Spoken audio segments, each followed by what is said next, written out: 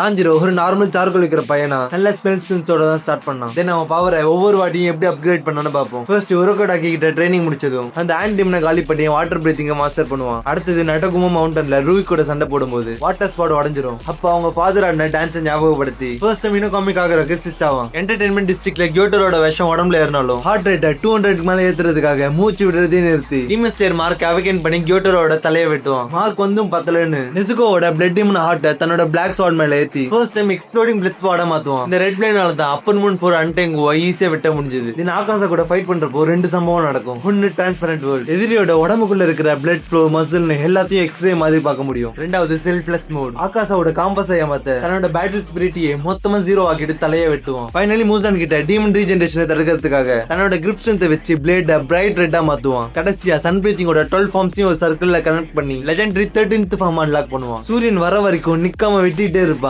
அதை பார்த்து மூசானுக்கு through the flashbacks and breathing styles ஹேமல வந்து குக்குடு ஃபீல் பண்ற அளவுக்கு சம்பவம் பண்ணுவான்.